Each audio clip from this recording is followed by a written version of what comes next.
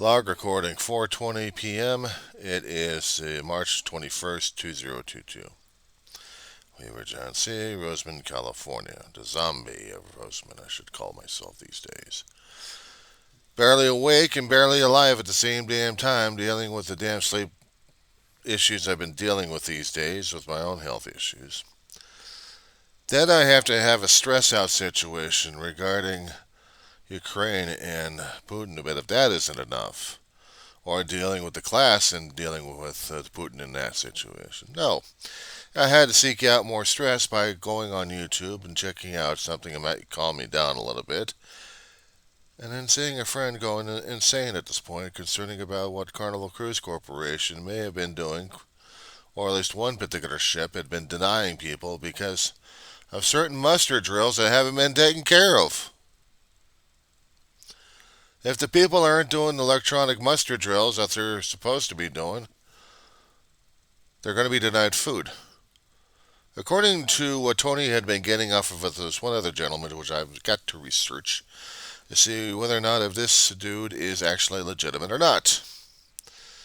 And if he's actually saying it's legitimate because it happened to him personally, that's something there. But Carnival Corporation, I don't think would come up so much of a stringent rule like that unless they've already got it posted somewhere for people to understand and acknowledge to check, even despite the fact if it may be electronic muster or not. They know they have to go by Coast Guard rules and naval maritime laws, and one of them is actually having a muster drill. Instead of depending entirely on an electronic version, I would assume, being a novice, a beginner, only one cruise down my throat, but still, common sense. Have a physical muster go on. And yes, if they actually did announce it to the people, in common sense, to say, this is our policy on the ship, this is the naval time rules and regulations my company, Carnival Corporation, has agreed to. If you folks have not agreed to the electronic version of it and will not do it, we will do a physical muster, we will do an accounting.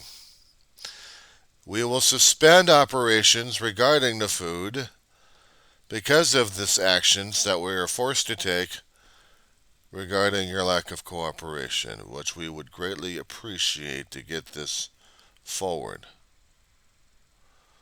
You don't have to come up with the vests, but we would appreciate you passengers to abide by the rules and regulations that we all are sworn by, and by the laws of the sea, and by every country has agreed to. Now, if you folks are willing to do it electronic, please do so. If you are not, then this is the time, and look at the different charts where we've got where you're supposed to be meeting at. Thank you. Carry on. What could be simple? Unfortunately, we're dealing with human will at this point over here, and people not remembering how to sail correctly or just not giving a hoot and making it bad for everybody else. Okay, I can get that point. A lot of people are doing that. Or maybe there's a small group that's keeping people doing this. Is this a consistent pattern? Is this a consistent behavior that can be modified one way or another? But what I've heard was coming out of his mouth saying, I'm not going to do this, and they're going to do it. I'm not going to do this. Okay, fine. And now you're trying to entice your members to going on a rant and raving at this point over here. Do you want us to contact or do the work for you? Did you want your members to contact Carnival or the other cruise companies? Might as well hold the cruise companies and ask them the questions concerning about the muster drills. Then again, we're going to have to contact several other government agencies to get that information as well. I would assume that being a travel agent of the cruise industry, one would have access to such information or people to get the information. And yes, to act childishly is one thing. You're a professional. Act like it. That's what I told him. He makes a living of what he does. He's very good at it. He enjoys his job. And he takes cruising personally. He takes some of the stuff personally. But there's personal, there's business. Did it affect him personally? Yes, it did. Because now he's overreacting to a story at this point over here. It's one thing if I'm going to be watching a story on the news concerning about a country going hell in a handbasket because of a lunatic psychotic. Well, they're both the same anyway. Trying to take over our land because he thinks he can and he thinks he is. And then we're seeing images that way, and I'm reacting to those images. That's one thing. It's in a different country, and I'm reacting to those images that are horrific. But I have no intentions or plans of going over to that place, except I want to be informed what the hell's going on, because it may be the precursor to the end of my life. But if I'm going to be participating in a group at this point over here that eventually is going to be putting me on a ship, I want to know that the people I'm dealing with enjoy the work and are professional enough not to put that kind of crap on there, except to say, look, I've got a vent, let me vent. I didn't even hear that.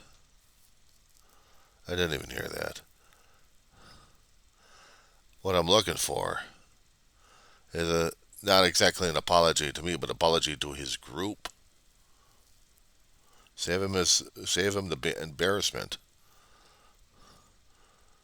Of course, I am just one person could be probably kicked out of the damn group for speaking his mind at this point over here, probably. But that's fine. Because I know if I happen to go to different places and I see people not acting professional, I don't have to deal with them, do I? I've worked in different businesses myself, different types of businesses. There are certain behaviors that you're entitled to, and there are other behaviors you're not entitled to. And even when you're dealing with customer service, the hardest damn thing is to keep you cool under any circumstance. Even if you're working IT, you're still working a little bit of customer service because your customers are your clients, are the people below and above you who depend upon your service, who are dependent upon your professionalism, who would depend upon you.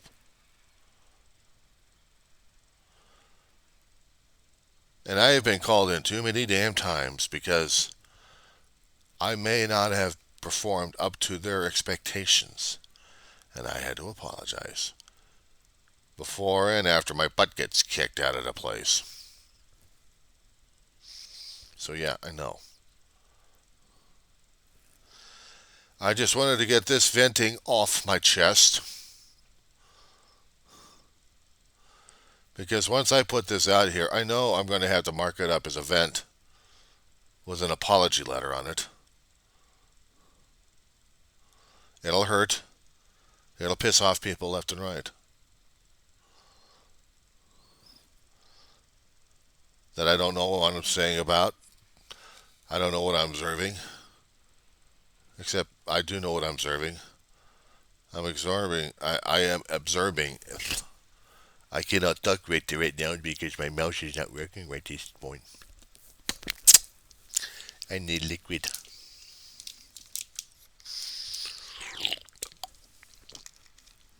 Ugh. Needs to be shaken up.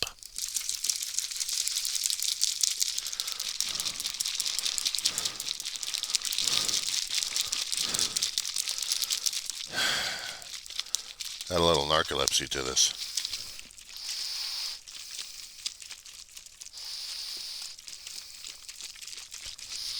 Okay, am I done yet? Better.